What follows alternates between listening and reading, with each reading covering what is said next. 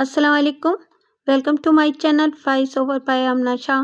Listeners, आज मैं आपको इंस्पेक्टर अहमद यार खान की एक और सनसनीखेज तफ्तीशी कहानी सुना रही हूँ। तो आइए सुनते हैं। बीवी लापता हो गई तो उसका खामिंद और ससुर 3 दिन बाद मेरे पास आए। मैंने पहला सवाल ये किया कि वो 3 दिन क्या करते रहे हैं। उन्होंने बताया कि वो अपने तौर पर इधर उधर ढूंढते रहे। वो अगली रात भी वापस न आई तो जमाल शाह के पास गए। उसने अपना हिसाब किताब देख और जोड़कर बताया कि लड़की अपनी मर्जी से निकल गई है और वापस नहीं आएगी। अगर उसे ज़बरदस्ती वापस लाने की कोशिश की गई तो वो जिंदा नहीं रहेगी और लड़की के खामिद को माली और जिस्मानी नुकसान होगा। जमाल शाह का तारुफ यह है कि वो सैयद नहीं था, ना अपने नाम के साथ सैयद लिखता था। वो पीर और मुर्शिद भी नहीं था, ना पीरी मुरीदी का दावा करता था और न ही आलिम फाजिल और मौलवी था। छोटे से इस कस्बे से कोई 2 फलांग हटकर उसकी बहुत बड़ी हवेली थी। उसके साथ उसका अपना सब्जियों का बाग था। इसमें रेहड़ लगा हुआ था। हवेली के दाएं और बाएं 10-12 कच्चे मकान थे। इनमें गरीब से किसान और मजदूर रहते थे। वहीं से जो खेतियां शुरू होती थीं वो जमाल शाह की थीं। वो दरमियाना दर्जे का जमींदार था। उसकी जात कुछ और थी, लेकिन लोगों ने उसे शाह बना दिया था। सुना था कि जवानी में उसने दावा किया था कि उसने किसी परदेसी फकीर की मदद और खिदमत की थी। फकीर ने खुश होकर उसे अपने इल्म का एक ऐसा राज दे दिया था जिससे गैब का हाल मालूम किया जा सकता है और बिगड़ी तकदीर संवर सकती है। मुझे इस कस्बे के थाने का चार्ज लिए अभी 4 महीने गुजरे थे। उस वक्त जमाल शाह की उम्र 50 के करीब पहुंच गई थी और वो आमिल और शाह की हैसियत से दूर दूर तक मशहूर हो गया था। उसके मुतालिक मुझे इतला देने वाले ये भी कहते थे कि उसके पास गैब की कोई ताकत है। मैं उसके मुतालिक कोई राय नहीं दूंगा कि उसके पास कोई गैबी ताकत थी या नहीं। मैं इस नज़रिए का कायल हूँ कि तालीम की कमी और माशी बदहाली से लोग अपने आप को इतना कमज़ोर समझते हैं कि जमाल शाह जैसे लोगों की गैबी कुव्वत को बरहक तस्लीम कर लेते हैं। इसी जमाल शाह ने गुमशुदा लड़की के मुतालिक उसके खामिद और ससुर को बताया कि लड़की अपनी मर्जी से गई है और वापस नहीं आएगी। ये दोनों एक हिंदू ज्योतिषी के पास चले गए। ज्योतिषी ने अपनी फीस लेकर और स्लेट पर हिसाब करके इन्हें बताया कि लड़की का सितारा किसी चक्कर में आ गया है, लेकिन इसी घर में वापस आता नजर आ रहा है। बड़ी मस्जिद के खतीब साहब भी तावीज़ लिखा करते और गैब का हाल बताया करते थे। उन्होंने अपनी फीस लेकर बताया कि काला मुर्ग सुबह करके इसका गोश्त कोठे पर फेंक दिया जाए। उन्होंने घर के दरवाजे के साथ बांधने के लिए तावीज़ भी दिया और कहा कि ये तावीज़ तो भटकी हुई रूह को भी वापस ले आएगा। लेकिन इनमें से कोई भी इन्हें ये न बता सका कि लड़की है कहाँ। इस सवाल का जवाब मालूम करने के लिए बाप बेटा थाने में आए। मेरे पास गैब का इल्म मालूम करने की कोई ताकत नहीं थी और न ही मैं रमल फाल और तावीज़ नवीसी के इल्म से वाकफियत रखता था। मुझे इन्हीं लोगों यानी कि लड़की के ससुराल और मेके के सीनों से कुछ बातें निकाल कर ये मालूम करना था कि लड़की घर से चली गई है तो क्यों गई है, या क्या लड़की अगवा हुई है। ये लोग 3 दिन ज़ाया कर चुके थे। अगर लड़की खुद गई या अगवा हुई है तो इस अरसे में हिंदुस्तान के दूर दराज गोशे में पहुंच चुकी होगी और ये लोग इल्ज़ाम आयद करेंगे कि पुलिस लड़की का सुराग नहीं लगा सकी। शादीशुदा जवान औरत की गुमशुदगी के मुतालिक 2-4 बातें जहन में रख लें। अगर वो शादी के फौरन बाद गायब हो गई हो तो इसकी 2 वजूहात होती हैं। एक ये कि उसकी शादी उसकी मर्जी के खिलाफ हुई है और वो जिसके साथ शादी करना चाहती थी उसके साथ ही निकल गई है, और दूसरी वजह यह हो सकती है कि जिन्हें इसके रिश्ते से मायूस किया गया था इनमें से किसी ने उसे अगवा कर लिया है या वो बुर्दा फरोशों के हाथ लग गई है। और अगर शादीशुदा औरत शादी के चंद साल बाद लापता हुई है तो एक वजह यह होती है कि वो खामिन से मुतमईन नहीं थी और किसी बेहतर आदमी के साथ निकल गई। दूसरी वजह यह है कि ससुराल का सलूक बहुत बुरा था और वो हर वक्त की बदसलूकी और तानाज़नी से तंग आकर घर से निकल गई और अपने माँ बाप पर बोझ बनने की बजाय नहर के दरिया में कूद गई। अब इस औरत की गुमशुदगी की रिपोर्ट आई तो मैंने उसकी उम्र पूछी और यह भी कि शादी कब हुई थी। मुझे जवाब मिला कि उसकी उम्र 21 साल के लगभग है اور شادی ہوئے 2 سال گزرے ہیں۔ اس کی شکل و صورت کے متعلق بتایا گیا کہ خوبصورت ہے اور اس کا قد بد تو بہت ہی اچھا ہے۔ میں نے اس کی خامد کو غور سے دیکھا کہ وہ کتنا کچھ خوبصورت ہے۔ وہ اگر خوبصورت نہیں تو بدصورت بھی نہیں تھا۔ اس کا رنگ گندمی اور جسم توانا لگتا تھا۔ ان کی اطلاع کے مطابق لڑکی خامد کے کمرے میں سوئی تھی۔ صبح غائب پائی گئی۔ کمرے کا دروازہ جو رات کو اندر سے بند تھا کھلا تھا اور حویلی کا بڑا دروازہ بھی کھلا پایا گیا۔ بیت الخلا چھت پر تھا۔ لڑکی وہاں نہیں تھی۔ اس کے میکے کے گھر جا کر پتہ کیا جو دوسرے محلے میں تھا۔ اس کے ماں باپ سن کر پریشان ہو گئے۔ لڑکی وہاں بھی نہیں تھی۔ پھر یہ لوگ عاملوں اور جوتشیوں کے دروازے کھٹکھٹانے لگے۔ اس کی وجہ یہ تھی کہ وہ اس کوشش میں تھے کہ در پردہ سراغ مل جائے کہ لڑکی کہاں ہے اور وہاں سے چوری چھپے لے آئیں۔ جوان بیوی کی گمشدگی سسرال میکے اور خصوصاً خامد کے لیے بے عزتی کا باعث ہوتی ہے۔ وہ مایوس ہو کر میرے پاس آئے تھے۔ میرے ذہن میں پہلا خیال یہی آیا کہ یہ لڑکی اغوا نہیں ہوئی، اپنی مرضی سے کسی کے ساتھ چلی گئی ہے اور اس کی وجہ اس کے سوا اور کچھ نہیں ہو سکتی کہ وہ ان لوگوں سے یا صرف خامد سے تنگ تھی۔ لڑکی کے چال چلن اور اس کے سسرال کے سلوک کے متعلق مجھے اپنے ذرائع سے معلومات مل جانی تھی۔ میں نے ان سے پوچھا کہ کچھ نقدی اور زیورات بھی ساتھ لے گئی ہے۔ انہوں نے بتایا کہ وہ کچھ بھی نہیں لے گئی، وہ انہی کپڑوں میں گئی ہے جو اس نے رات کو پہن رکھے تھے۔ یہ متوسط طبقے کے مسلمان تھے۔ میں نے کیس رجسٹر کرنے سے پہلے ضروری سمجھا کہ ان سے مزید معلومات اور گھر کے حالات معلوم کر لوں تاکہ ان کی بے عزتی نہ ہو۔ لڑکی کو کوئی اٹھا کر تو نہیں لے گیا تھا؟ میں نے لڑکی کے خامد کو باہر بھیج دیا اور خامد کے باپ سے کہا کہ وہ مجھ سے کوئی بھی بات، خواہ وہ کتنی ہی معمولی ہو، چھپانے کی کوشش نہ کرے۔ میں نے اسے یہ بھی کہا کہ وہ کچھ سراغ دے دے تاکہ میں در پردہ لڑکی کو واپس لے آؤں۔ میاں بیوی کے تعلقات کیسے تھے؟ میں نے پوچھا۔ بہت اچھے، اس نے جواب دیا۔ لڑکی میرے بیٹے کو بہت چاہتی تھی، شادی سے پہلے بھی چاہتی تھی۔ اس کے متعلق تو میں کچھ نہیں جانتا۔ شادی سے پہلے لڑکی کسی اور کو تو نہیں چاہتی تھی؟ نہیں، اس نے جواب دیا۔ میرے کان میں کبھی ایسی بات پڑی نہیں۔ لڑکا لڑکی کو پسند کرتا تھا۔ ایسی خوبصورت لڑکی کو وہ کیوں پسند نہیں کرتا ہوگا؟ لڑکی سادہ طبیعت کی ہے، شوق ہے، گھر رہنے کی عادی ہے یا باہر پھرنا پسند کرتی ہے؟ اس نے ذرا سوچ کر جواب دیا۔ ایسی سادہ بھی نہیں، ہنسی مذاق کی عادی ہے، شوق بھی ہے اور گھر میں ہر وقت بند رہنا بھی پسند نہیں کرتی۔ اور آپ کا بیٹا کیسا ہے؟ میں نے پوچھا۔ وہ اپنی بیوی کی یہ عادتیں پسند کرتا تھا۔ میرے سامنے اس نے اپنی بیوی کو کبھی روکا ٹوکا نہیں تھا، اس نے جواب دیا۔ وہ خود زندہ دل لڑکا ہے۔ کوئی بچہ؟ نہیں، اس نے جواب دیا، ابھی کوئی بچہ نہیں۔ آپ کی بیوی کا بہو کے ساتھ کیا سلوک ہے؟ کبھی لڑائی جھگڑا تو نہیں ہوا؟ اس نے جواب دیا۔ اس کا مطلب یہ ہے کہ میری بیوی کا اپنی بہو کے ساتھ سلوک اچھا ہے، اور اس کا مطلب کچھ اور بھی ہو سکتا ہے۔ میں نے ذرا ترشی سے کہا، ان کا لڑائی جھگڑا نہ ہونے کا مطلب یہ بھی ہو سکتا ہے کہ ساس کا سلوک اچھا نہیں تھا اور لڑکی خاموشی سے برداشت کرتی رہی اور آخر تنگ آ کر گھر سے نکل گئی۔ میں آپ سے صاف الفاظ میں کہتا ہوں کہ آپ لوگوں کا سلوک لڑکی کے ساتھ اچھا نہیں تھا۔ اگر آپ سچ بولیں گے تو میں آپ کو سزا نہیں دوں گا۔ میں وجہ معلوم کرنے کی کوشش کر رہا ہوں کہ لڑکی گھر سے کیوں گئی۔ وجہ معلوم ہو جائے تو تلاش کرنا آسان ہو جاتا ہے۔ آپ مجھے صرف یہ بتا دیں کہ جس رات لڑکی لاپتہ ہوئی اس روز گھر میں ساس بہو کا یا میاں بیوی کا آپس میں جھگڑا ہوا تھا؟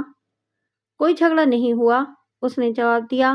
آپ کسی پر شک کا اظہار کر سکتے ہیں کہ اس نے لڑکی کو ورغلایا یا اغوا کیا ہوگا؟ مجھے کسی پر شک نہیں۔ لڑکی کے والدین کیسے لوگ ہیں؟ میں نے پوچھا۔ ان کے ساتھ آپ کے تعلقات کشیدہ تو نہیں؟ کیا یہ ممکن ہو سکتا ہے کہ انہوں نے آپ کو پریشان کرنے کے لیے لڑکی کو چھپا لیا ہو؟ لڑکی کا باپ شریف اور بھلا مانس ہے، اس نے جواب دیا۔ البتہ لڑکی کی ماں اچھی عورت نہیں، بہت چالاک اور مکار ہے۔ مجھے کچھ ایسے ہی جواب کی توقع تھی۔ میں نے جب اس سے لڑکی کی ماں کی چالاکی اور مکاری کی تفصیل پوچھی تو پتہ چلا کہ اس کے ساتھ ان لوگوں کا کبھی لڑائی جھگڑا نہیں ہوا، نہ کبھی ایسا ہوا ہے کہ لڑکی اپنے میکے گئی تو ماں نے اسے سسرال یا خامد کی خواہش پر آنے نہ دیا ہو اور اپنی خواہش کو مقدم رکھا ہو۔ میں صرف یہ سمجھ سکا کہ یہ آدمی لڑکی کی ماں کو پسند نہیں کرتا۔ خامدوں اور بیویوں کے والدین کے آپس کے تعلقات عموماً کشیدہ رہا کرتے ہیں۔ میں یہ معلوم کرنا چاہتا تھا کہ گمشدہ بیوی کے اور اس کے خامد کے والدین کے درمیان کوئی سنگین قسم کی دشمنی تھی یا نہیں۔ مجھے یہاں کوئی ایسی دشمنی نظر نہ آئی۔ میں نے دیکھا کہ یہ آدمی اپنے وقار بلکہ اپنی ناک کے تحفظ کی خاطر مجھے اندر کی صحیح باتیں نہیں بتا رہا تھا۔ اسے باہر بھیج کر لڑکی کے خامد کو اندر بلایا۔ اس سے بھی میں نے وہی کچھ پوچھا جو اس کے باپ سے پوچھ چکا تھا۔ اس نے بھی اپنے باپ سے ملتے جلتے جواب دیے۔ میں نے اس سے پوچھا کہ شادی سے پہلے لڑکی کے ساتھ اس کی بات چیت تھی اور کیا لڑکی خوش تھی کہ اس کی شادی اس کے ساتھ ہو رہی ہے۔ میں نے اسے شادی سے پہلے صرف دیکھا تھا، اس نے جواب دیا۔ شادی کے بعد مجھے پتا چلا کہ وہ مجھے بہت چاہتی ہے۔ آپ محلے میں کسی سے پوچھ لیں، وہ میرے ساتھ دلی محبت کرتی ہے۔ کیا تم بھی اس کے ساتھ دلی محبت کرتے تھے؟ جی ہاں، اس نے جواب دیا۔ وہ ذہنی طور پر نارمل تھی؟ بالکل ٹھیک تھی۔ تم دل سے چاہتے ہو کہ تمہیں بیوی واپس مل جائے؟ کیوں نہیں جی؟ تمہاری ماں کا اس کے ساتھ سلوک کیسا تھا؟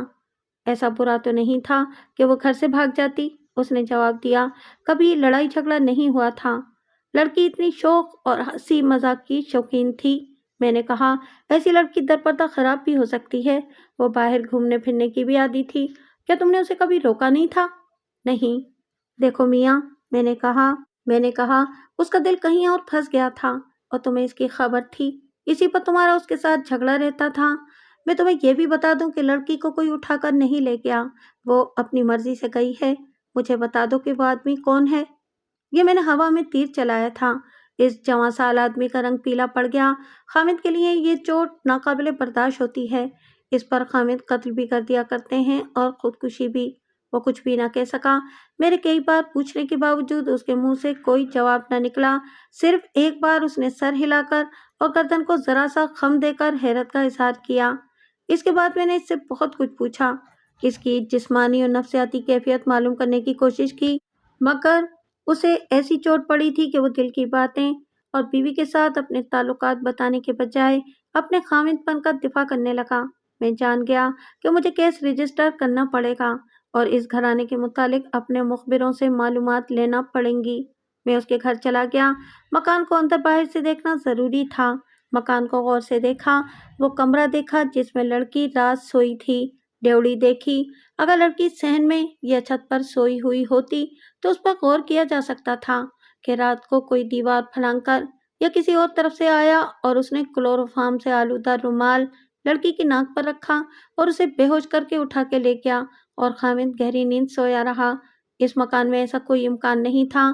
اس کے علاوہ مجھے یہ بتایا گیا کہ لڑکی کمرے میں سوئی تھی اور کمرے کے دروازے کی اندر والی چٹخنی چڑھی ہوئی تھی۔ میں نے گمشدہ لڑکی کی ساس کو کمرے میں بٹھا لیا۔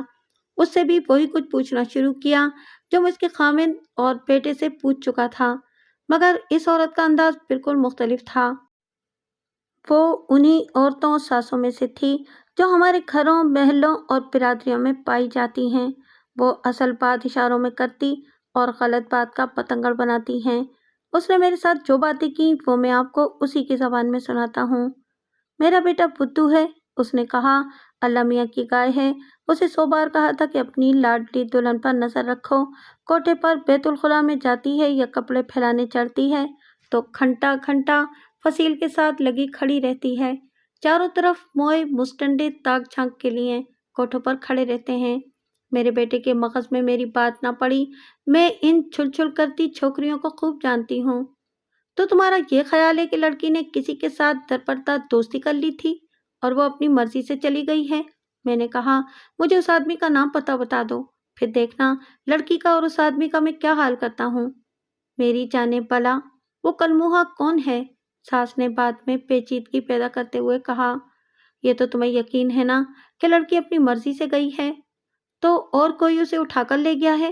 اس نے کہا، میرے بیٹے پر تو اس نے حسن اور ناز نخروں کا جادو چلا رکھا تھا۔ تمہارے ساتھ لڑتی جھگڑتی رہتی ہوگی۔ میں نے تو اس کے ساتھ کبھی منہ نہیں لگایا تھا۔ اس نے کہا، ہماری قسمت پھوٹی تو اس کا رشتہ لینے چل پڑے۔ عورتوں نے کہا بھی تھا کہ جیسی ماں ہے ویسی بیٹی نکلے گی، اس رشتے سے باز آ جاؤ۔ میں تو باز آ جاتی، مگر باپ بیٹا ایسے لٹو ہوئے کہ یہی رشتہ کر لیا۔ بیٹی کی ماں کیسی ہے؟ اصل بدماش ہے، اس نے جواب دیا۔ اس کا خامند میرے بیٹے کی طرح کاٹ کا الو ہے اور بیوی मर्दों के कान काटती फिरती है। मैंने बहुत कोशिश की कि इस औरत के सीने से कोई काम की बात निकालूं, मगर वो पहेलियां बुझा रही थी। मैंने ज्यादा जोर भी नहीं दिया। मैं अभी सही मायनों में तफ्तीश नहीं कर रहा था। इससे मुझे पता ये चला कि लड़की की माँ बदमाश है और बेटी भी वैसी ही है, और वो अपनी मर्जी से गई है। मैंने उससे पूछा कि लड़की का सलूक उसके बेटे के साथ कैसा था और क्या इनका लड़ाई झगड़ा होता रहता था। उसने गोलमोल सा जवाब दिया और ये भी कहा कि इनका लड़ाई झगड़ा कभी नहीं हुआ था, और ये भी कि लड़की को इस घर में कोई ऐसी तकलीफ थी नहीं कि वो यहाँ से भाग जाती।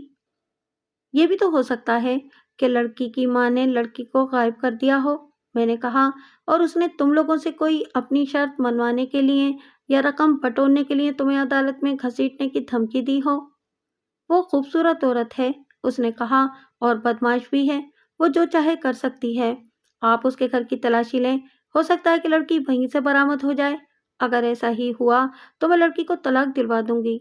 हमारी बहुत बेइज्जती हो रही है। फिर मैं यहाँ से उठकर लापता लड़की के मैके के घर चला गया, जो दूसरे मोहल्ले में था। लड़की के बाप को और उसकी माँ को इकट्ठा बिठा लिया। दोनों के आंसू बह रहे थे। मैंने ऐसे आंसू लड़की की सास और ससुर की आंखों में नहीं देखे थे। आंसुओं के बजाय उनके अंदाज में गुस्से की झलक थी। मैंने खासतौर पर देखा कि लड़की की माँ बड़ी खूबसूरत औरत है। उसकी आंखों में दिल मोह लेने वाला तासुर था, और रोते हुए भी उसके होठों के कोनों पर तबस्सुम की हल्की सी झलक कायम थी। दूसरी चीज ये नोट की कि जब मैंने इन दोनों के साथ बातें शुरू की तो मैं सवाल खामिद से करता तो जवाब बीवी देती थी, और खामिद सर हिला के रह जाता था। मैं ये जानने की कोशिश कर रहा था कि इनके दिल में अपनी बेटी के ससुराल के खिलाफ कितनी कुछ दुश्मनी है, और क्या ये दुश्मनी इस कदर ज्यादा है कि उन्होंने लड़की को खुद ही गायब कर दिया हो। मैंने इनसे घुमा फिरा कर पूछा, इनके साथ हमदर्दी का इजहार किया, लड़की के ससुराल को बुरा भला कहा, लेकिन उन्होंने मेरा ये शक रफे कर दिया कि लड़की को उन्होंने गायब किया है। मुझे तो ये शक है कि मेरी बेटी दरिया में कूद गई है, उसकी माँ ने कहा। ससुराल वालों ने उसका नाक में दम कर रखा था। वो आपके पास शिकायत लेकर आती होगी, मैंने पूछा। उसे क्या शिकायत थी? उसकी सास अपने बेटे और मेरी बेटी को अपने पाँव के नीचे रखना चाहती थी, उसने जवाब दिया। उसका बेटा मेरी बेटी को इतना ज्यादा चाहता है कि वो अपनी माँ को कुछ समझता ही नहीं। पहले सास मेरी बेटी को परेशान करती रही, फिर उसने अपने बेटे पर अपना जादू चला लिया। उसका बेटा कोई 6 माह से मेरी बेटी के साथ बदसलूकी करने लगा था। मेरी बेटी मुझे बताती थी कि उसने पहले तो मेरी बेटी से ये कहना शुरू किया कि 1.5 साल गुजर गया है, बच्चा पैदा होने के तो कोई आसार ही नजर नहीं आते। इसके साथ ही उसने मेरी बेटी के चाल चलन पर शुबा करना शुरू कर दिया। वो दरअसल वहमी आदमी है। मेरी बेटी हंसमुख लड़की है, हंसती खेलती है, और वो खूबसूरत भी है। उसका खामिद खुद खूबसूरत नहीं, इसीलिए उसे वहम हो गया कि मेरी बेटी उसे धोखा दे रही है। अब कोई 1.5-2 महीनों से इस आदमी ने मेरी बेटी को ये कहना शुरू कर दिया था कि अगर 2-4 महीनों तक औलाद होने के आसान नजर न आए तो वो दूसरी शादी कर लेगा। हकीकत यह है कि मेरी बेटी अपने खामिद को सच्चे दिल से चाहती है। वो बहुत परेशान रहने लगी थी। तलाक के लफ्ज से ही वो डरती थी। उसकी सास ने मोहल्ले की 2-3 औरतों से कहा था कि वो अपने बेटे की दूसरी शादी कराएगी। उसकी सास और खामिद तुम्हारी बेटी के चाल चलन पर शुबा करते थे, मैंने पूछा। क्या उन्होंने किसी आदमी का भी नाम लिया था कभी? नहीं, उसने जवाब दिया। मैं 2-3 बार अपनी बेटी की सास के यहाँ गई और उसे कहा कि वो मुझे बता दे कि मेरी बेटी किस आदमी के साथ खराब है, तो मैं अपनी बेटी को अपने घर ले आऊंगी। ये औरत सिवाय तानाजनी के मुझे कोई जवाब न दे सकी। मेरी बेटी के साथ मुझे भी बदचलन बना दिया। इस पर मेरी बेटी उसके साथ लड़ी झगड़ी। इस औरत ने अपने बेटे को उसके खिलाफ कर दिया। वो जिस रात घर से गायब हुई उससे 4-5 रोज पहले मेरे पास आई थी। इतनी हंसमुख लड़की रो रही थी। कहने लगी कि खामिद ने उसे कह दिया है कि एक तो तुम बांझ हो और दूसरे तुम मेरी माँ से लड़ती हो। मैं अब दूसरी शादी का बंदोबस्त कर रहा हूँ। मैं भी परेशान हो गई। मेरे दामाद की माँ को सारा मोहल्ला और सारी बिरादरी जानती है कि कैसी औरत है। असल फसादन है ये। मैं अपनी बेटी को जमाल शाह के पास ले गई और उन्हें बताया कि कोई ताबीज, धागा, कोई टोना टोटका बताएं जिससे मेरी बेटी की गोद हरी हो जाए। जमाल शाह बहुत परेशान और हैरान हुए कि अभी 2 साल गुजरे हैं और ये लोग औलाद के लिए परेशान हो गए हैं। मैंने इन्हें बताया कि लड़की की सास फसादन है और बेटा फहमी है। जमाल शाह ने लड़की की आंखों में फूंके मारी और इसे अच्छी तरह देखकर कहा कि इस लड़की की गोद जरूर हरी होगी। انہوں نے 2 تعویذ دیے اور یہ بھی کہا کہ وہ اگلے روز ان کے پاس خود ہی آ جائے۔ میں نے بھی بیٹی سے کہا کہ وہ جمال شاہ کے حکم کے مطابق ان کے پاس آتی رہے۔ وہ پھر گئی تھی؟ میں نے پوچھا۔ مجھے معلوم نہیں، اس نے جواب دیا۔ اسی روز وہ اپنے سسرال چلی گئی تھی۔ اس کے بعد مجھے ملی نہیں۔ پھر اطلاع ملی کہ وہ لاپتہ ہو گئی ہے۔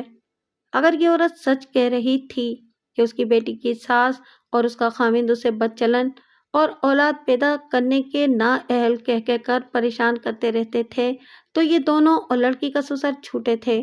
تینوں نے کہا تھا کہ ان میں سے کسی کا بھی لڑکی کے ساتھ کبھی جھگڑا نہیں ہوا تھا۔ لڑکی کی ماں کا دوسرا انکشاف بھی میرے کام کا تھا۔ اس نے کہا تھا کہ وہ لڑکی کو جمال شاہ کے پاس اولاد کے لیے لے گئی تھی اور جمال شاہ نے اسے کہا تھا کہ لڑکی اس کے پاس آتی رہے۔ میں اس قماش کے لوگوں سے اچھی طرح واقف تھا۔ بے شک تعویذ وغیرہ دینا جمال شاہ کا پیشہ نہیں تھا، لیکن میرے ذہن میں یہ بات آ گئی کہ لڑکی بہت خوبصورت تھی۔ سوال پیدا ہوا، کیا لڑکی جمال شاہ کے پاس گئی اور اس نے اسے ورغلایا؟ میں ایک بار پھر لڑکی کے سسرال چلا گیا۔ ساس سسر اور خاوند کو میں نے برا بھلا کہا کہ انہوں نے میرے آگے جھوٹ بولا ہے۔ انہیں پھر الگ الگ بٹھایا تو لڑکی کی ماں کی کئی ایک باتوں کی تصدیق ہو گئی۔ اس کے خاوند سے پوچھا کہ وہ اپنی بیوی پر بد چلنی کا الزام کس بنیاد پر لگاتا تھا۔ وہ کوئی تسلی بخش جواب نہ دے سکا۔ اولاد کے متعلق اس نے بتایا کہ اس کی ماں اسے کہتی تھی کہ جمال شاہ نے بتایا ہے کہ اس لڑکی کی گود کبھی ہری نہیں ہوگی۔ خاوند نے یہ بھی تسلیم کیا کہ لڑکی اسے دل و جان سے چاہتی تھی۔ ان لوگوں سے یہ بھی معلوم ہو گیا کہ جس رات لڑکی غائب ہوئی ہے اس روز اس کی اور ساس کی لڑائی ہوئی تھی اور خاوند نے اسے فیصلہ سنا دیا تھا کہ وہ دوسری شادی ضرور کرے گا۔ اس سے مجھے شک ہوا کہ لڑکی نے خودکشی کر لی ہوگی۔ میں نے ان پر بہت زور دیا کہ وہ کسی ایک آدمی کا نام بتا دیں جس پر انہیں شک ہے کہ لڑکی نے اس کے ساتھ درپردہ دوستی کر لی ہوگی۔ وہ ایک بھی نام نہ بتا سکے۔ میں جب اس گھر سے نکلا تو میرے ذہن میں 2 شکوک تھے۔ لڑکی جمال شاہ کے پاس گئی اور واپس نہ آئی، دوسرا یہ کہ لڑکی نے خودکشی کر لی ہے۔ میں تھانے گیا تو شام گہری ہو چکی تھی۔ میرے ASI نے مخبروں کو کام پر لگا دیا تھا۔ ان میں سے ایک عورت کو بلایا جو زمین کی تہ کی بھی خبریں لے آتی تھی۔ وہ لڑکی کو اور اس کی ماں کو اچھی طرح جانتی تھی۔ اس نے بتایا کہ لڑکی کی ماں کے متعلق مشہور ہے کہ اس کا چال چلن ٹھیک نہیں، لیکن یہ بالکل غلط ہے۔ کوئی آدمی اور کوئی عورت یہ نہیں بتا سکتی کہ اس کے تعلقات کس کے ساتھ ہیں۔ اس کے خلاف 3 ثبوت پیش کیے جاتے ہیں۔ ایک یہ کہ وہ خوبصورت ہے، اس کی عمر اپنے خاوند کی عمر سے 1-2 سال ہی کم ہے، لیکن 10-12 سال کم لگتی ہے۔ دوسرا یہ کہ وہ ہنسنے ہنسانے کی عادی ہے، اور تیسرا ثبوت یہ کہ اس کا خاوند چپ چاپ اور بدھو سا آدمی ہے۔ اس مخبر عورت کی پوری بات سن کر میں نے یہ رائے قائم کی کہ لڑکی کا باپ اپنی ذمہ داریوں اور روزمرہ زندگی کے حقائق سے مفرور ہے، گھر اور برادری کے مسائل کی طرف کم ہی توجہ دیتا ہے۔ اس قسم کے خاوند اکثر دیکھنے میں آتے ہیں۔ ان میں سے بعض کی بیویاں منمانی کرتی ہیں، لیکن اچھے خاندانوں کی بیویاں گھر بار خود سنبھال لیتی ہیں، اور یہ عورت انہی بیویوں میں سے تھی۔ ان کی آمدنی کا ذریعہ زمین تھی اور کرائے پر چڑھا ہوا 1 مکان اور 2 دکانیں۔ یہ سارا انتظام بیوی نے اپنے ہاتھ میں لے رکھا تھا، اور برادری کے بھی کئی جھنجھٹ اور کئی رسم و رواج اور کئی مسائل بھی اس نے سنبھال رکھے تھے۔ اگر باپ پر منحصر ہوتا تو وہ اپنی بیٹی کا رشتہ بھی نہ کر سکتا۔ یہ لڑکی کی ماں کا انتظام تھا کہ اس نے لڑکی کا رشتہ طے کیا اور شادی کے تمام تر انتظامات خود کیے۔ لڑکی کے باپ کا تعاون اتنا سا ہی تھا کہ روپیہ پیسہ بیوی کی تحویل میں رکھتا تھا، اور اس نے کبھی باز پرس نہیں کی تھی کہ وہ کہاں خرچ کرتی ہے اور کتنا کرتی ہے۔ اس نے خاوندوں والا روب داب رکھا ہی نہیں تھا۔ وہ عورت ذات تھی، اس سے 100 ڈھنگ کھیلنے پڑتے تھے۔ عورت ذات ہونے کی وجہ سے ہی وہ بدنام ہو گئی۔ اس کی خوبصورتی اور زندہ دلی نے بھی اسے بدنام کیا۔ میری مخبر عورت نے مجھے بڑی اچھی رپورٹ دی۔ گمشدہ لڑکی کے متعلق بھی اس نے اسی قسم کی رپورٹ دی۔ اس نے بتایا کہ لڑکی ماں کی طرح ہی خوش مزاج ہے اور گھر بار کے انتظامات ماں کی طرح اپنے ہاتھ میں رکھنے کی قائل ہے۔ دل پھینک عاشق اس کی راہ میں کھڑے رہتے ہیں، لیکن لڑکی ایسی ویسی نہیں۔ البتہ لڑکی کی ساس کے متعلق میری مخبر نے اچھی رائے نہ دی۔ میں نے لڑکی کے لاپتہ ہونے کی رپورٹ درج کر لی۔ صبح میں نے تھانے میں آ کر اپنا کام شروع کیا ہی تھا کہ 4 آدمی آئے۔ انہوں نے بتایا کہ شہر سے کوئی 1 میل دور جمال شاہ کی لاش پڑی ہے۔ اس کا پیٹ پھٹا ہوا ہے اور ٹانگیں گیدڑوں اور اود بلاؤ وغیرہ نے کھا لی ہیں۔ इन 4 आदमियों में 2 जमाल शाह के करीबी रिश्तेदार थे और 2 किसी गांव के रहने वाले देहाती थे। ये दोनों उधर से गुजर रहे थे। रास्ते में उन्होंने लाश देखी। वो जमाल शाह को पहचानते थे। उन्होंने उसके घर इतला दी और ये सब रिपोर्ट देने आ गए। मैंने लड़की की गुमशुदगी की तफ्तीश एएसआई के सुपुर्द करके उसे बताया कि मैं उस वक्त तक क्या कर चुका हूँ। मैंने लाश देखने वाले देहातियों से ज़रूरी मालूमात ली। इनके ख्याल के मुताबिक जमाल शाह को दरिंदों ने नहीं मारा, वो कत्ल हुआ है। हिंदुस्तान के उस इलाके में भेड़िए पाए जाते थे। अगर जमाल शाह इनका शिकार हुआ होता तो लाश की सिर्फ हड्डियां रह जाती। मैंने खोजी को बुलवा लिया और घोड़े पर सवार होकर जरूरी स्टाफ के साथ चाय वारदात पर पहुंचा। लाश ऐसी जगह पड़ी थी जो आम रास्ता नहीं था। पगडंडी 2 फर्लांग दूर थी। इससे ये फायदा हुआ कि खुरे मिल गए। खोजी ने बड़ी मेहनत और दानिशमंदी से खुरे तलाश किए और मेरा काम आसान कर दिया। मैंने लाश का नजरी मुआयना किया। सर पर चोट का उभार था। ये लाठी या मोटे डंडे की जर्ब थी। पेट इस तरह फटा हुआ था कि अंतड़ियां बाहर आ गई थीं। पेट चाकू से चाक किया गया था। गीदड़ों वगैरह ने अंतड़ियां और पेट के कुछ एज़ा खा लिए थे। दोनों टांगों का बहुत सा गोश्त भी खाया जा चुका था। लाश के इर्द गिर्द कोई खुरा सलामत नहीं था। लाश देखने वालों और मकतूल के रिश्तेदारों ने मुजरिमों के खुरे मिटा दिए थे। यही काम रात गीदड़ों वगैरह ने भी किया था। लेकिन खोजी को जाय वारदात से हटकर खुरे मिल गए थे। जमाल शाह के खुरे की तस्दीक उसकी जूती से हो गई जो उसके पाँव में थी।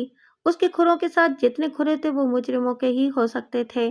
खोजी ने मुझे दूर उस सिमत ले जाकर जिधर कस्बा था, यानी जिधर जमाल शाह का घर था, खुरे दिखाए।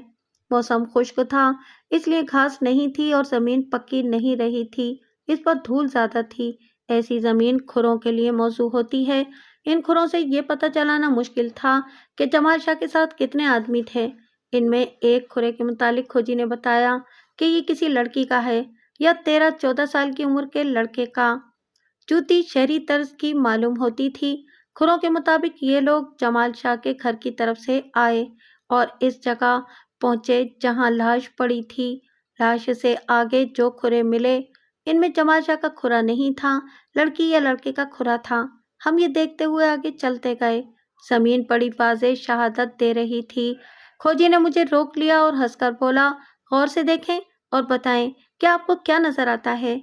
मुझे इस फन का इतना तजुर्बा नहीं था, लेकिन खुरे इतने साफ थे कि मैंने खोजी से कहा, किसी को घसीटा जा रहा है या कोई और चीज घसीटी जा रही है।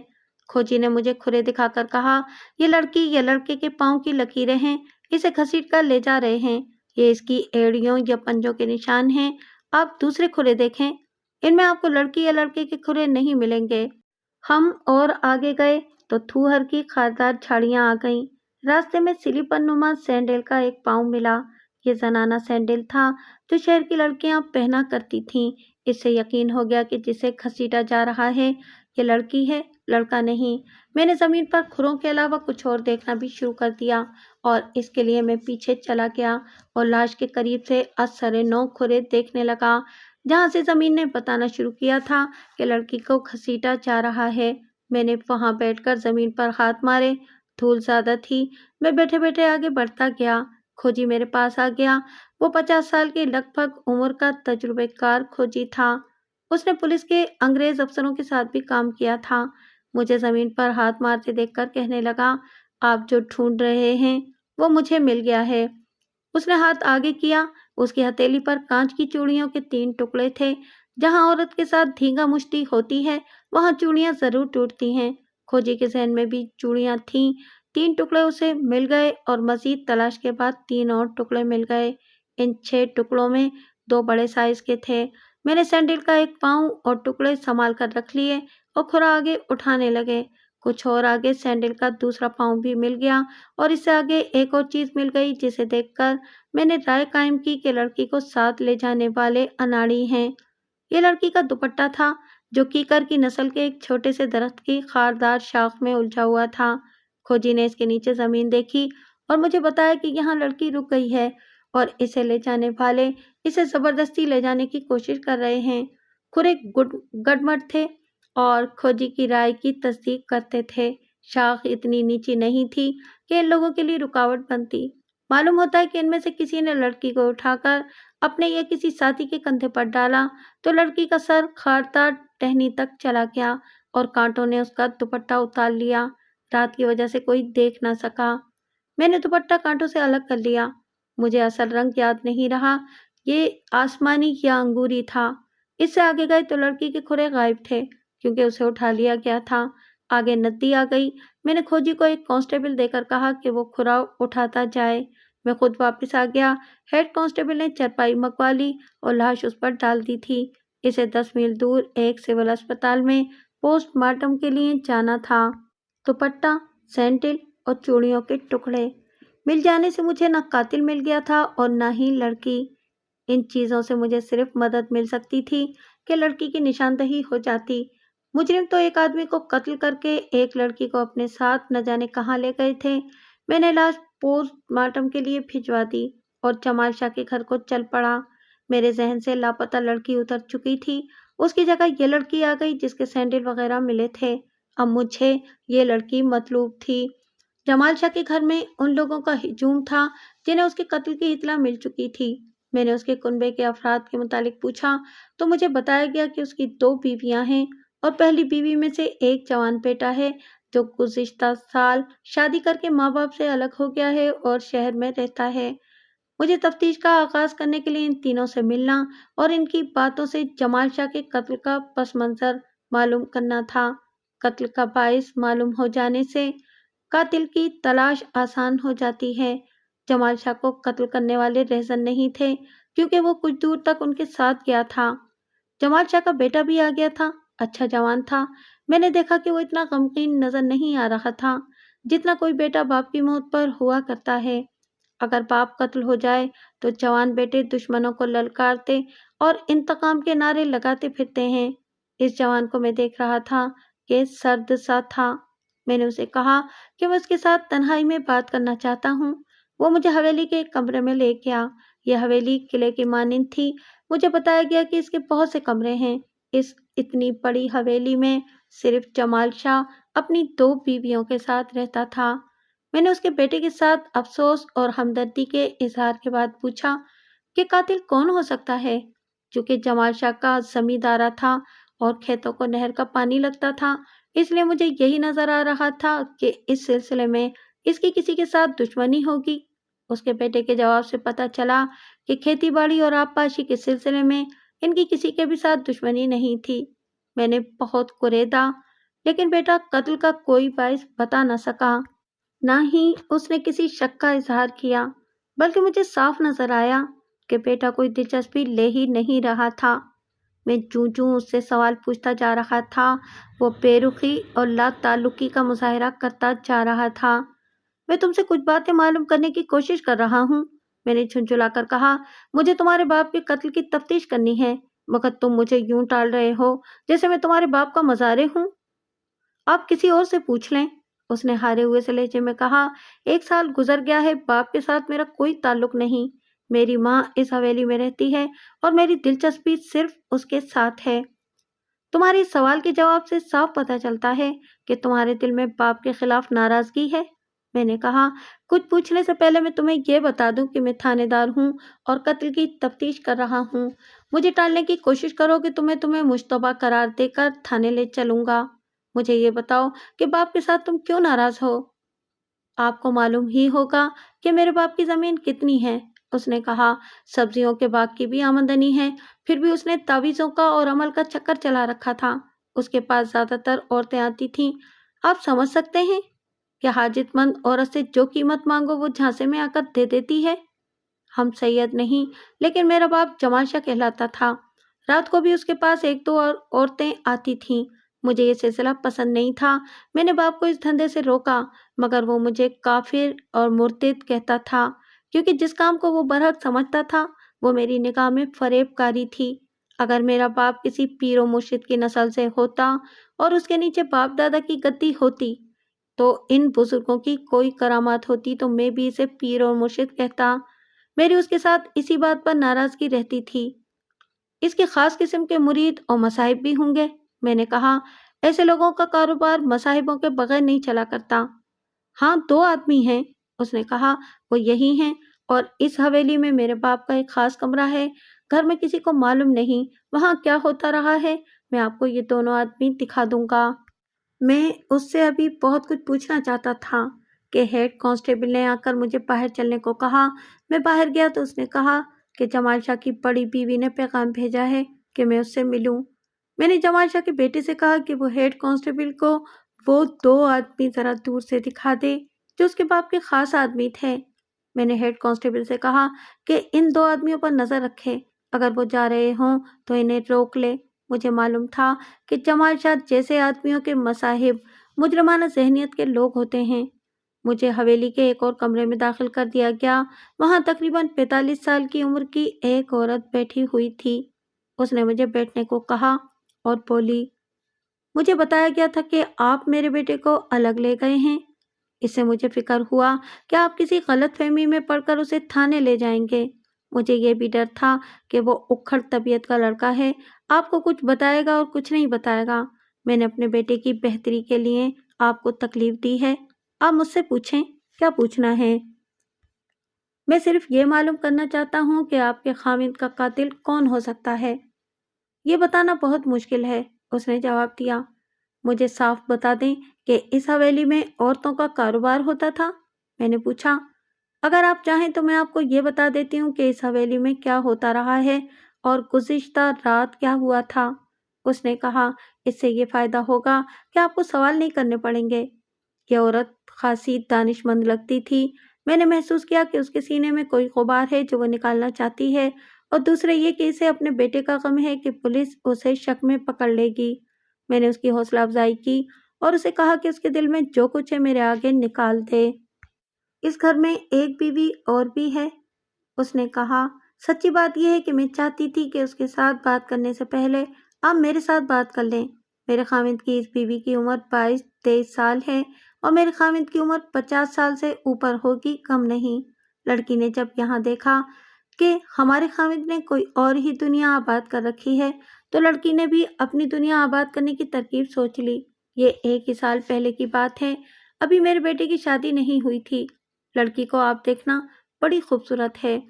उसने मेरे बेटे को अपना दिल बहलाने का जरिया बनाना चाहा। मेरा बेटा अपने बाप की हरकतों से पहले ही परेशान था, वो और ज्यादा परेशान हो गया। उसने मुझे बताया कि नई बीवी उसके साथ किस बेहयाई से बेतकल्लुफ होने की कोशिश कर रही है। मैंने अपनी इस सोकन से कहा कि वो मेरे बेटे को खराब ना करे। इस लड़की ने कहा कि मेरे बेटे को गलतफहमी हुई है। इसके बाद भी वो पास ना आई। जब मेरा बेटा उसके हाथ ना आया तो एक रोज मेरे बेटे ने मुझे बताया कि उसे मेरी सोकन ने धमकी दी है कि वो इसके बाप से कहेगी कि मेरे बेटे का चाल चलन ठीक नहीं। उसने उस पर दस्तराजी की है। लड़की चालाक और बेहया थी।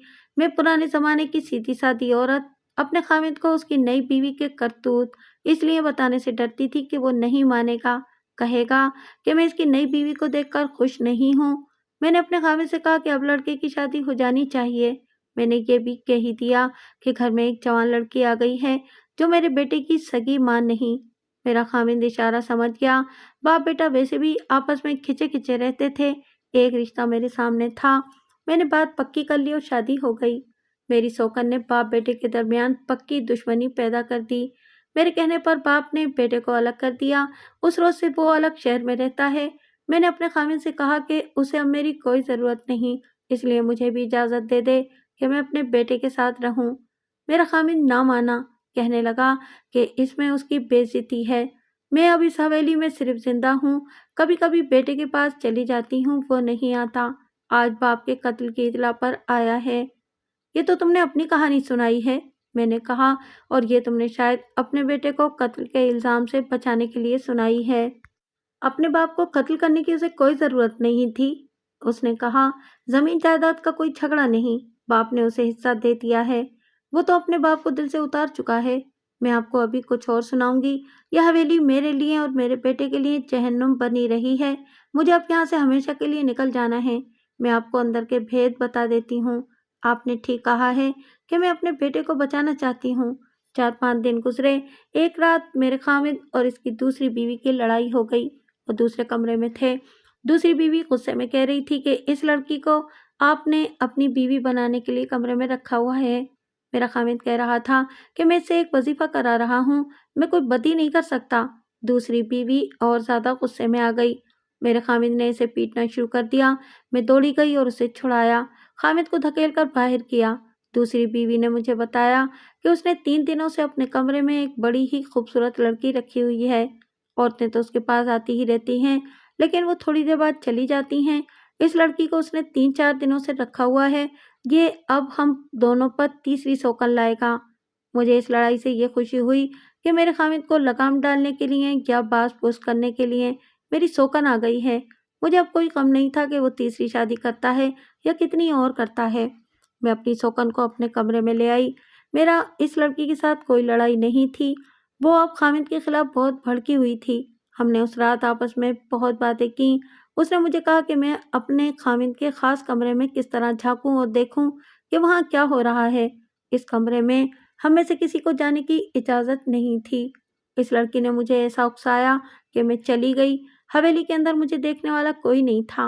मैं ड्योढ़ी में गई, वहां अंधेरा था। ड्योढ़ी में ही इस कमरे का दरवाजा खुलता है। कमरे का दरवाजा बंद था। दरसों में से रोशनी बाहर आ रही थी। मैंने एक दरस में से देखा, लेकिन ये इतनी तंग थी कि अंदर कुछ नजर न आया। मुझे एक लड़की की और अपने खामिद की बातों की आवाज़ें सुनाई दे रही थीं। वो धीमी आवाज़ में बोल रहे थे। एक बार मेरे खामिद ने बुलंद आवाज़ से कहा, तुम्हें मुझ पर यकीन क्यों नहीं आता? मैं तुम्हारे माँ बाप को और तुम्हारे ससुराल में भी बताया हूँ कि तुम एक वजीफे के लिए मेरे घर में हो और मेरी बीवियों के पास हो। इस वजीफे के बगैर तुम्हें औलाद नहीं मिल सकती। हो सकता है कि मैं आज ही तुम्हें घर ले चलूं। लड़की धीमी आवाज़ में बोल रही थी, जो मैं ना समझ सकी कि क्या कह रही है। ड्योढ़ी के दरवाजे पर आहिस्ता से दस्तक हुई। मैं दबे पांव दौड़कर अंदर गई। मेरे खामिद ने ड्योढ़ी का दरवाजा खोला। मैंने कदमों की आड़ से महसूस किया कि कोई आदमी मेरे खामिद के साथ अंदर आया और लड़की वाले कमरे में चला गया है। थोड़ी ही देर बाद मुझे फिर कदमों की आहट सुनाई दी। वो बाहर निकल गए तो मैं ड्योढ़ी में गई। ड्योढ़ी का दरवाजा जरा सा खुला हुआ था। बाहर चांदनी थी।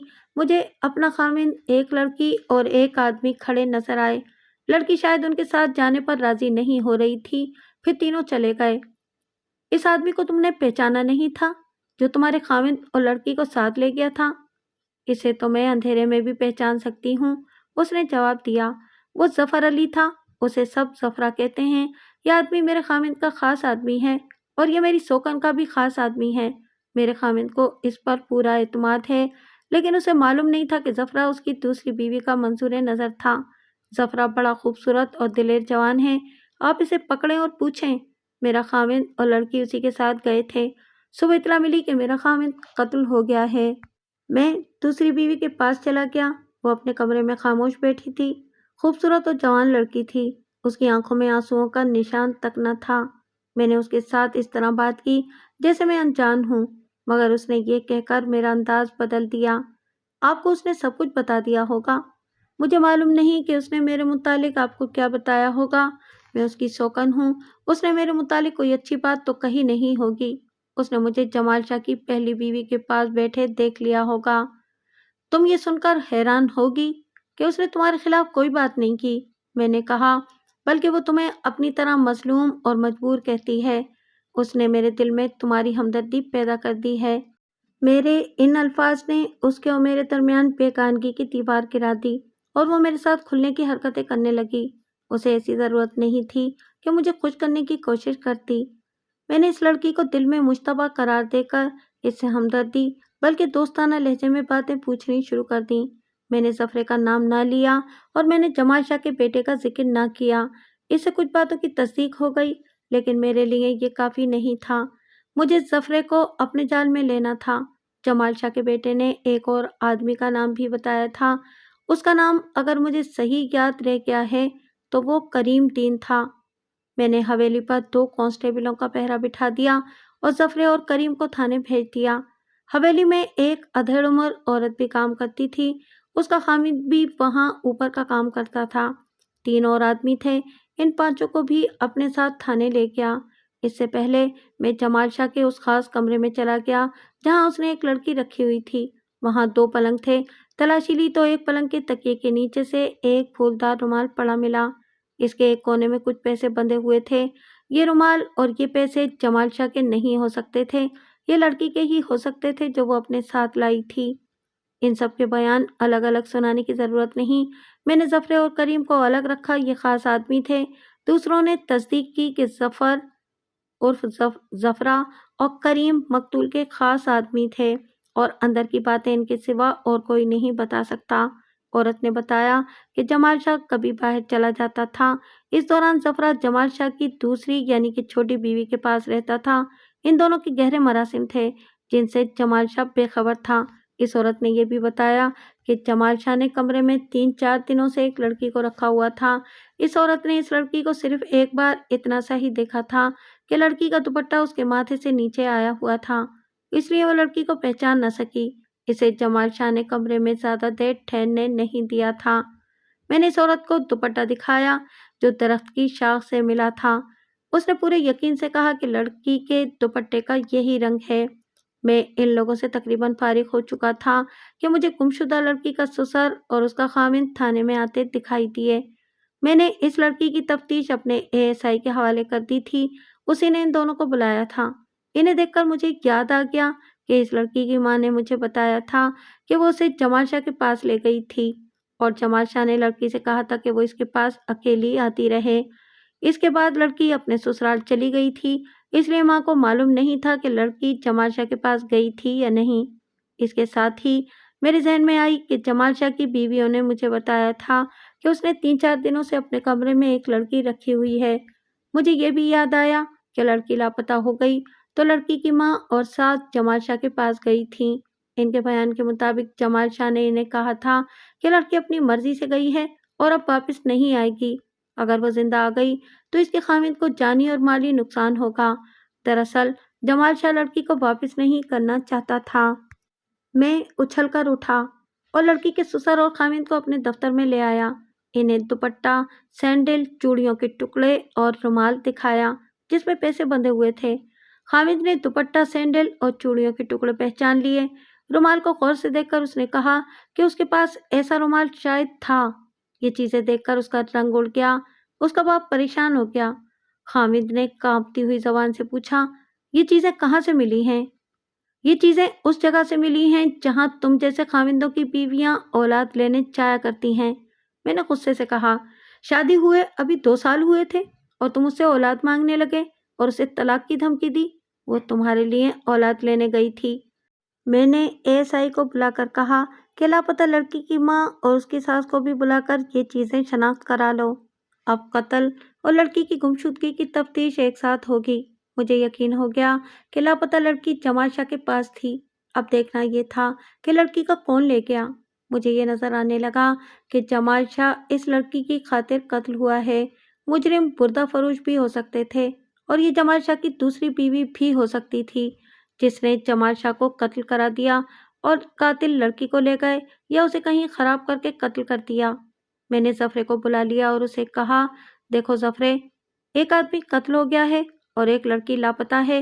اگر تمہیں یہ امید ہے کہ مجھے الو بنا لو گے اور میں تمہیں بے گناہ سمجھ کر شام سے پہلے چھوڑ دوں گا تو یہ امید دل سے نکال دو۔ میرے ساتھ دوستوں کی طرح بات کرو اور مجھ سے دوستی کا حق لو۔ جناب والا، اس نے کہا، میں جمال شاہ کا نوکر تھا، ان کا دیا کھاتا تھا۔ میں نے بھلا انہیں کیوں قتل کیا ہوگا؟ میں تو ان کی جوتیوں کا غلام تھا اور تم اس کی چھوٹی بیوی کے بھی غلام تھے۔ میں نے کہا، مجھے صرف اس سوال کا جواب دے دو کہ کل رات تم جمال شاہ کے گھر گئے تھے، جمال شاہ اور لڑکی تمہارے ساتھ چلے گئے تھے، انہیں تم کہاں لے گئے تھے؟ وہ میرے منہ کی طرف دیکھتا رہا۔ کہہ دو کہ تم رات جمال شاہ کے گھر نہیں گئے تھے۔ میں نے کہا، پھر میں تمہیں بتاؤں گا کہ تم کہاں گئے تھے۔ اس کا منہ حیرت اور خوف سے کھل گیا۔ وہ مجرمانہ ذہنیت کا آدمی تھا، باقاعدہ جرائم پیشہ نہیں تھا، پولیس کے ساتھ اس کا کبھی واسطہ نہیں پڑا تھا۔ اس کی زبان کھلوانے کے لیے مجھے زیادہ کاوش نہ کرنی پڑی۔ اس نے بتا دیا کہ یہ وہی لڑکی تھی جس کی گمشدگی کی ہمیں رپورٹ ملی تھی۔ اس نے جو کہانی سنائی وہ یوں تھی، یہ لڑکی اپنی ماں کے ساتھ جمال شاہ کے پاس اولاد کے لیے تعویذ یا کوئی ٹونا ٹوٹکا پوچھنے آتی تھی۔ ماں بیٹی بہت خوبصورت تھیں۔ جمال شاہ کے کردار کے متعلق اس نے بتایا کہ وہ سنجیدگی سے دعویٰ کیا کرتا تھا کہ اس کے پاس ایک علم ہے جس سے وہ لوگوں کی مرادیں پوری کر سکتا ہے، بے اولاد عورتوں کو اولاد دے سکتا ہے اور غیب کا حال بھی بتا سکتا ہے۔ وہ کبھی کبھی اپنے علم کو عیاشی کا ذریعہ بھی بنا لیتا تھا۔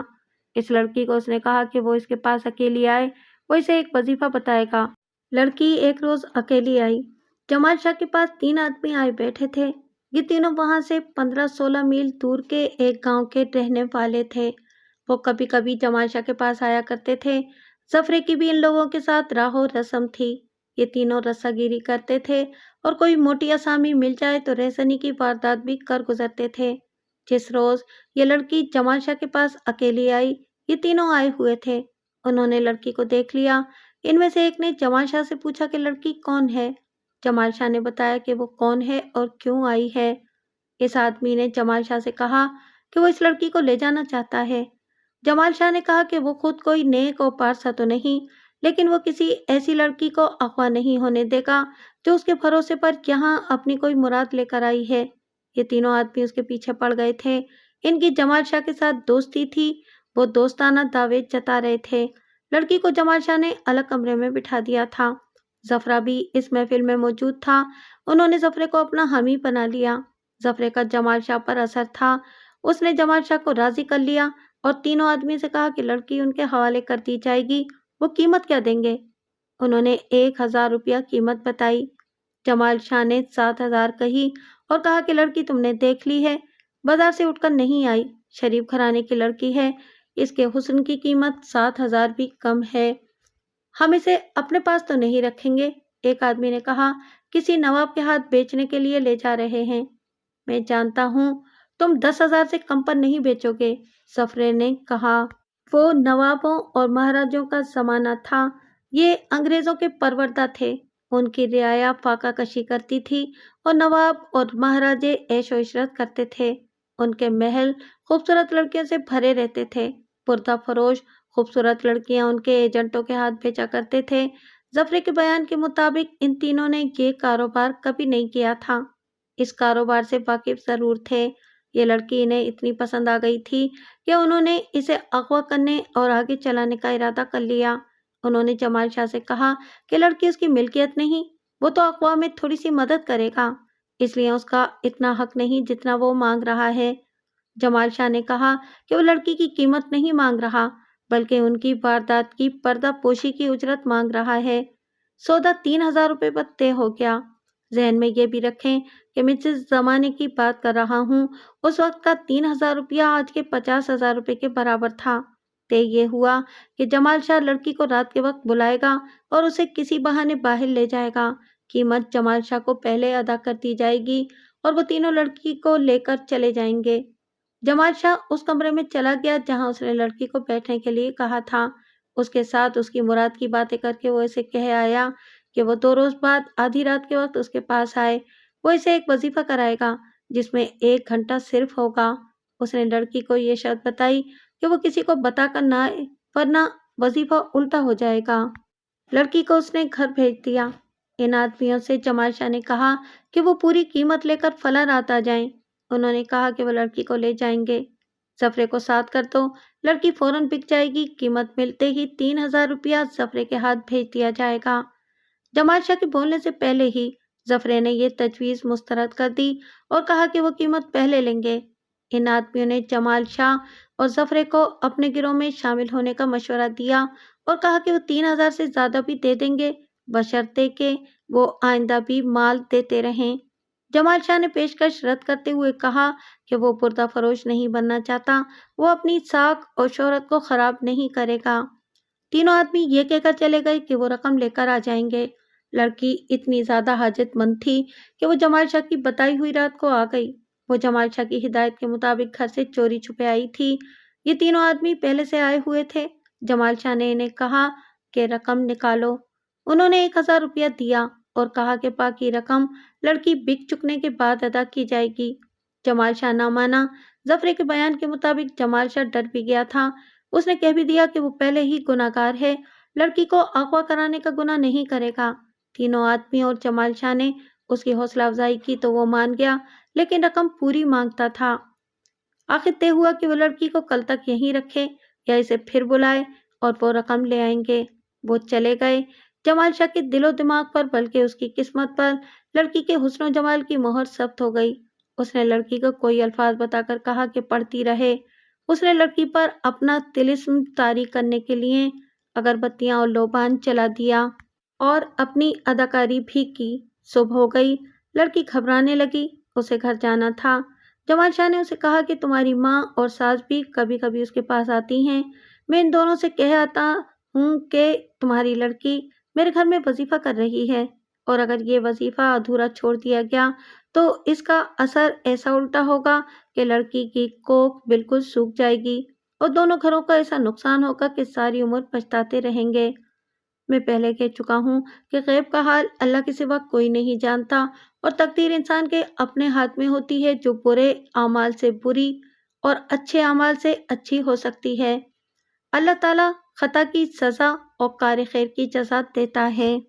لڑکی بھی الٹے اثر سے ڈر گئی، اسے ذرا سا بھی شک نہ ہوا کہ اس کی تو تقدیر الٹی ہو چکی ہے۔ اس نے جمال شاہ سے کہا کہ وہ اس کے میکے اور سسرال میں بتائے کہ وہ یہاں ہے۔ جمال شاہ گھر سے نکل گیا اور گھوم پھر کر آ گیا۔ اس نے لڑکی کو تسلی دی کہ وہ دونوں گھروں میں بتا آیا ہے۔ لڑکی کے خریدار اگلی رات نہ آئے۔ ظفرہ اور جمال شاہ انتظار کرتے رہے۔ صبح ہوئی تو جمال شاہ نے ظفرے سے کہا کہ وہ ان آدمیوں کے گاؤں جائے، اگر انہوں نے ارادہ بدل دیا ہے یا ان کے پاس رقم نہیں ہے تو وہ لڑکی کو گھر بھیج دے گا۔ ظفرہ چلا گیا، دن گزر گیا، ایک اور رات گزر گئی۔ ظفرہ چونکہ جمال شاہ کے گھر سے غیر حاضر تھا، اس لیے اسے معلوم نہیں تھا کہ پیچھے کیا ہوتا رہا ہے۔ یہ مجھے معلوم ہو چکا تھا کہ انہی دنوں لڑکی کی ساس اور ماں الگ الگ جمال شاہ کے پاس گئی تھیں اور اسے کہا تھا کہ لڑکی لاپتہ ہے اور بتائے کہ وہ کہاں چلی گئی ہے۔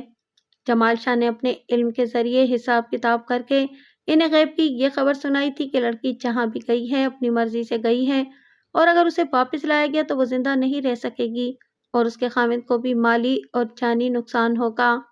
میں نے ظفرے سے پوچھا کہ وہ اتنے دن ان آدمیوں کے ہاں کیا کرتا رہا ہے۔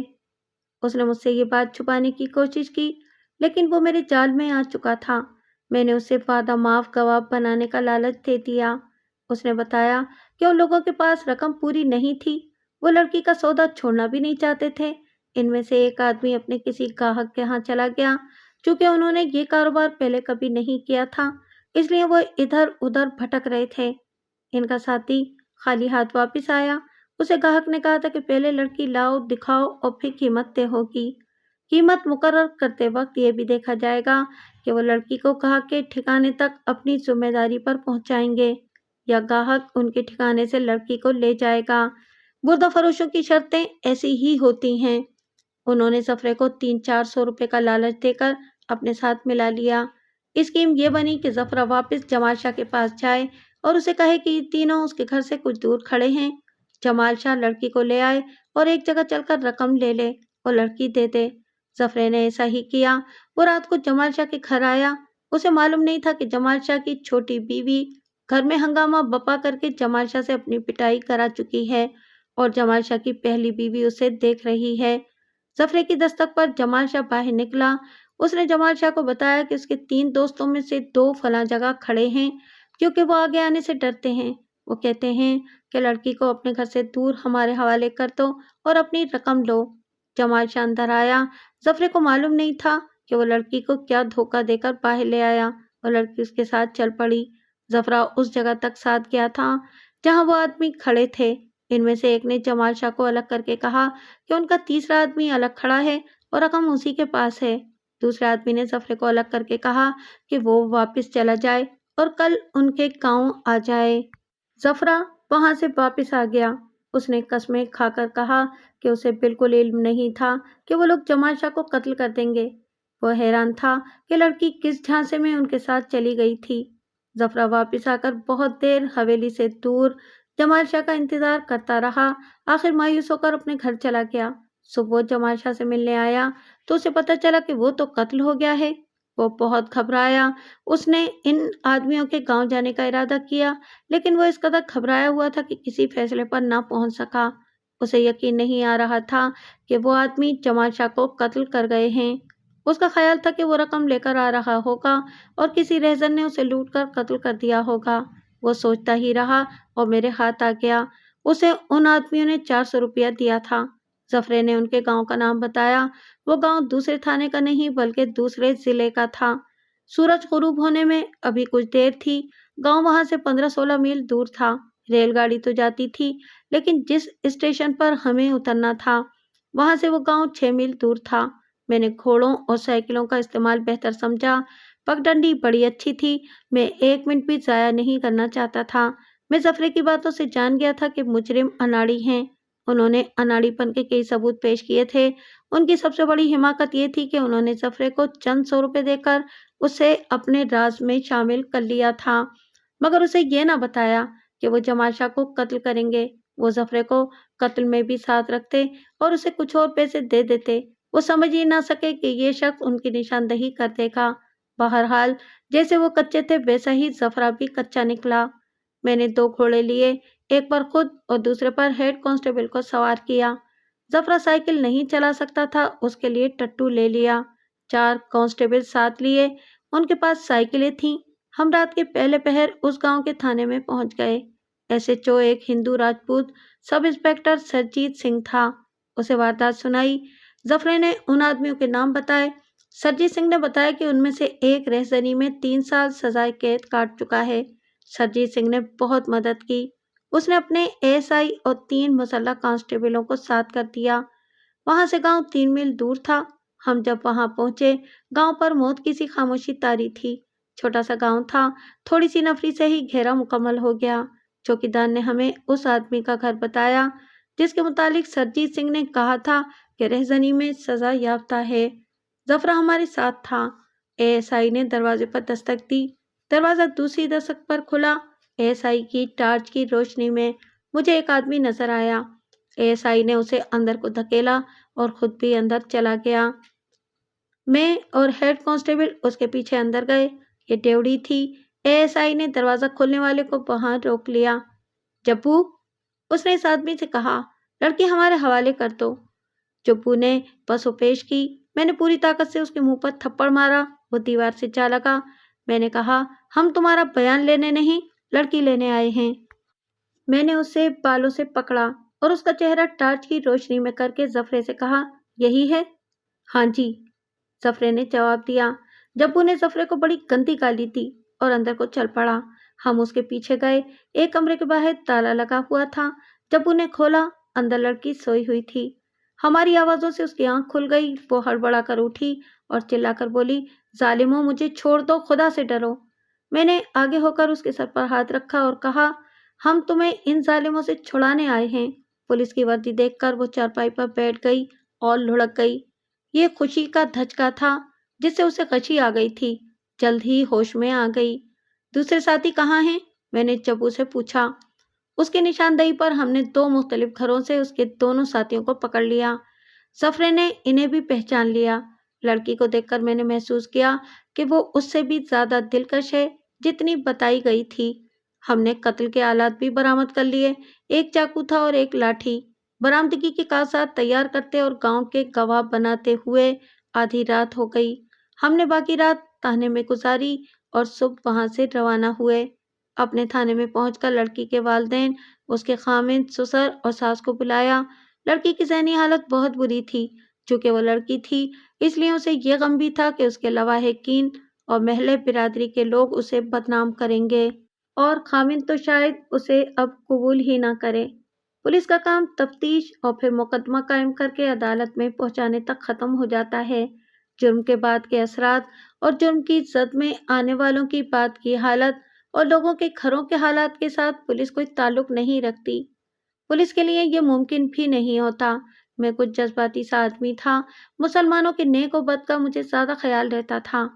मैंने अपने सरकारी फराइज से हटकर ये कार्रवाई की कि लड़की के खामिद को अलग बुलाकर शर्मसार किया और उसे बुरा भला भी कहा और उसे बताया कि वो लड़की को औलाद की खातिर दूसरी शादी की धमकी न देता तो ये लड़की इस हाल तक ना पहुंचती। मैंने उसे कहा कि अगर उसने लड़की को परेशान किया या उसे तलाक की धमकी दी तो मैं उसे हवालात में बंद कर दूंगा। मैंने उसे डराने के लिए धमकी दी थी। मैं अमलन उसके खिलाफ कुछ नहीं कर सकता था। इसके बाद मैंने उसके खामिद के बाप और उसकी माँ और लड़की के बाप और उसकी माँ को सामने बिठाकर बहुत शर्मसार किया। उसकी सास को तो मैंने बुरी बुरी सुनाई। ان سب سے کہا کہ انہوں نے غیب کے علم اور عامل کی حیثیت دیکھ لی ہے۔ تم خود جمال شاہ کے پاس جاتے رہے اور اتنی خوبصورت لڑکی کو بھی وہاں لے جاتے رہے۔ لڑکی اس نو سرباز کے جال میں آ گئی۔ میں نے انہیں بتایا کہ یہ ان کی خوش قسمتی ہے کہ جلدی سراغ مل گیا اور میں پہنچ گیا، ورنہ لڑکی انہیں ساری عمر نہ ملتی۔ میں دیکھ رہا تھا کہ یہ لوگ شرمسار تو ہو رہے تھے، لیکن مجھے یقین تھا کہ یہ اپنی ڈگر سے ہٹیں گے نہیں۔ عاملوں، جوشیوں اور رمل فال والوں کو یہ لوگ اپنے دل سے اتار نہیں سکتے۔ یہ لوگ مسلمان ہوتے ہوئے بھی تسلیم نہیں کرتے کہ مسلمان کے پاس قرآن پاک ایسا تعویذ ہے جو دنیا کا تختہ الٹ سکتا ہے، بشرطے کہ لوگ سمجھیں کہ اس مقدس کتاب میں خداوند تعالیٰ نے کیا کہا ہے۔ بہرحال میں نے ان سب کو ڈرایا دھمکایا کہ وہ لڑکی کو مظلوم سمجھیں، اسے سینے سے لگائیں اور اسے پریشان نہ کریں۔ اس کے بعد میں نے لڑکی کا بیان لیا۔ وہ روتی زیادہ اور بولتی کم تھی۔ میری ہمدردانہ حوصلہ افزائی سے اس نے طویل بیان دیا، جس کا اختصار یہ ہے کہ اسے اپنے خامد سے دلی محبت تھی، مگر خامد وہمی ثابت ہوا۔ اکثر دیکھا گیا ہے کہ بیویاں اپنے خامندوں پر جانیں نثار کرتی ہیں، مگر بعض خامد محبت کا جواب محبت سے دینے کی بجائے بیویوں کو زر خرید لونڈیاں سمجھ لیتے ہیں اور ان سے عورتوں کی طرح ناز برداریاں کراتے ہیں اور ان سے اپنی جائز اور ناجائز باتیں منواتے رہتے ہیں۔ کچھ ایسا ہی سلوک اس لڑکی کے ساتھ خامد نے کیا۔ لڑکی کی ساس کو یہ غم کھا رہا تھا کہ اس لڑکی نے اس کے بیٹے پر قبضہ کر لیا ہے۔ تفصیل میں جانے کی تو ضرورت نہیں، آپ جانتے ہیں کہ اس ذہنیت کی ساسیں کیسی کیسی حرکتیں کیا کرتی ہیں۔ بلا وجہ منہ بسورے رکھنا اور اپنے بیٹے پر یہ ثابت کرنا کہ وہ اس کی بیوی سے بہت تنگ ہے۔ لڑکی چونکہ زندہ مزاج تھی، اس لیے اس نے اس پر بدچلنی کا شبہ کرنا شروع کر دیا۔ جب بیٹا اپنی ماں کے زیر اثر ہو گیا تو ساس نے بہو پر کھل کر حملے شروع کر دیے اور اس کے نتیجے میں ساس بہو میں لڑائی جھگڑے شروع ہو گئے۔ ماں نے بیٹے کے کان میں یہ بات بھی ڈالی کہ شادی ہوئے 2 سال ہو گئے ہیں اور ابھی تک اولاد ہونے کے کوئی آثار نظر نہیں آئے۔ ماں نے یہ خیال ظاہر کیا کہ لڑکی بانجھ ہے، اس میں اہلیت ہی نہیں ہے۔ یہ بھی لڑکی کو پریشان کرنے کا ایک بہانہ تھا۔ اس نے 2-3 عورتوں سے کہا کہ وہ اپنے بیٹے کی دوسری شادی کرائے گی، اور یہ بات لڑکی کے کانوں تک پہنچی تو وہ تڑپ اٹھی۔ کچھ دنوں بعد اس کے خامد نے بھی یہی کہنا شروع کر دیا۔ لڑکی کے سامنے 2 مسئلے تھے، ایک یہ کہ وہ خامد کو دلی طور پر چاہتی تھی اور دوسرا یہ کہ وہ طلاق لے کر اپنے ماں باپ کے لیے ایک روگ بننے سے ڈرتی تھی۔ اس کی ماں نے ٹھیک کہا تھا کہ وہ تو طلاق کے نام سے ہی ڈرتی تھی۔ لوگ اصل وجہ تو دیکھتے نہیں، طلاق لینے والی کو بدنام کر دیتے ہیں۔ ہر کسی کے منہ سے نئی کہانی نکلتی ہے۔ لڑکی نے اپنی ماں سے بات کی۔ ماں اسے جمال شاہ کے پاس لے گئی۔ جمال شاہ نے انہیں مجدہ سنایا کہ اولاد ضرور ہوگی، لیکن ایک عمل کرنا پڑے گا۔ اس نے ماں بیٹی کو تعویذ بھی دیا اور ایک ٹونا بھی بتایا اور کہا کہ لڑکی اس کے پاس ایک بار پھر آئے۔ لڑکی ایک روز اپنی ساس کو بتا کر جمال شاہ کے پاس گئی۔ میں نے اس سے پوچھا کہ اس روز جمال شاہ کے پاس کوئی آدمی بیٹھے ہوئے تھے؟ اس کے پاس 4 آدمی بیٹھے ہوئے تھے، اس نے جواب دیا۔ میں ان میں سے صرف ایک کو پہچانتی ہوں، کیونکہ اس کمرے میں داخل ہوئی تو اس کا منہ میرے سامنے تھا۔ یہ انہی 3 آدمیوں میں سے تھا جو جمال شاہ کے پاس بیٹھے ہوئے تھے اور انہوں نے لڑکی کا سودا کیا تھا۔ چوتھا آدمی زفرہ تھا۔ لڑکی نے بتایا کہ جمال شاہ نے اسے دوسرے کمرے میں بٹھا دیا اور کچھ دیر بعد اس کے پاس گیا اور اسے کچھ پڑھنے کو کہا۔ وہ اسے وظیفے کی طرح پڑھتی رہی، پھر آ کر اسے 2 روز بعد کی ایک رات کا وقت بتا کر کہا کہ وہ اس طرح آئے کہ گھر میں کسی کو پتہ نہ چلے، ورنہ عمل الٹا ہو جائے گا۔ لڑکی طلاق سے اس قدر خوفزدہ تھی کہ آدھی رات سے کچھ دیر پہلے جب سب گہری نیند سو گئے تھے، وہ رومال میں کچھ پیسے باندھ کر دبے پاؤں گھر سے نکل گئی۔